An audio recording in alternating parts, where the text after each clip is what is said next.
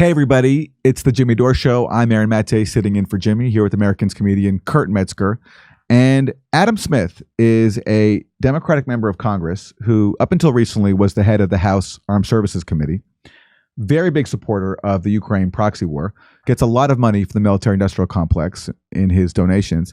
And he spoke recently at an event in Washington put on by the Brookings Institution.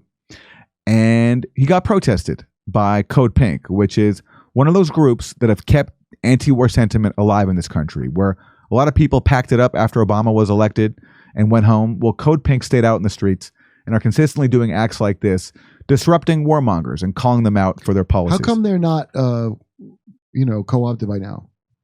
They've managed to stay independent. It's pretty impressive because a lot of people have been neutralized and sidelined. But Code was that Pink, Cindy Sheehan? Was that related to her? Cindy Sheehan probably was involved with them. I know, but this is Medea Benjamin and Jody Evans, and women like them who have advocated for peace and diplomacy and opposed war and confronted warmongers to their face in a really, really brave fashion. So here's the latest example. Here's them interrupting an event with Democratic member of Congress Adam Smith.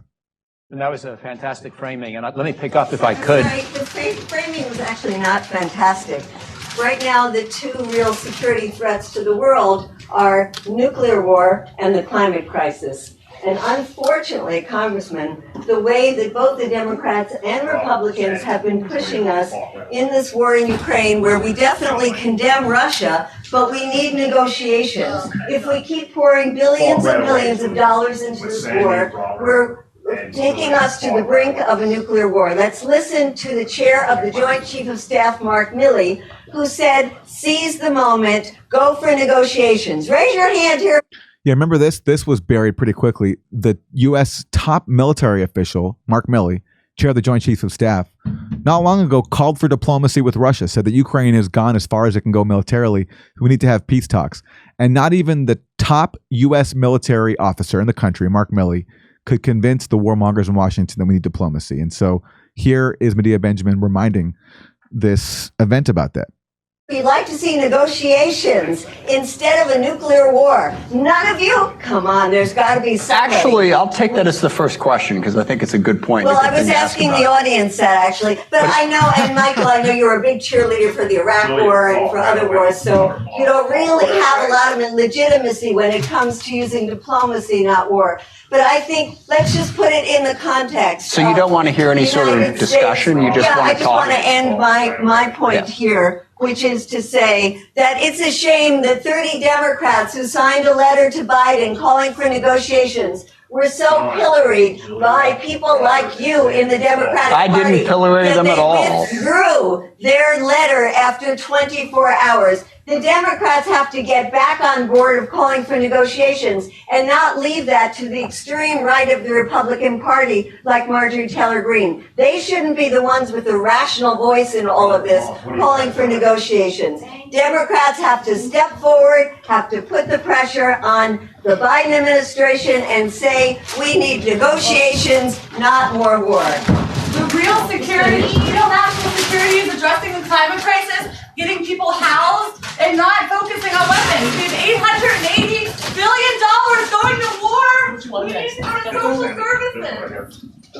Well, actually, I think it's worth having that discussion. And I will say that I met with the chairman of the Joint Chiefs of Staff this morning, and you will not be surprised to know that he doesn't actually agree with that. The notion that we need. Is that true? He called for diplomacy with Russia. So they're not mischaracterizing him at all. He said we need to have diplomacy with Russia to end this war now. So what is he trying to say that what's his out of that? Let's see what he says. And that was a fantastic framing. And let me pick up if I could. Well, that's it. But he doesn't actually try to explain what Milley is said to have wanted, because Milley called for diplomacy. Now, of course, Milley's not a peace activist. Like, he's not in Code Pink. But the point is, he called for diplomacy, which people like Adam Smith do not support. You're hearing it now more and more. Who's the guy that goes on? The CIA guy goes on Rogan was saying, look, there's going to have to be some negotiating. So they're all starting to say there's going to be some negotiating. There's still going to have to be some negotiating.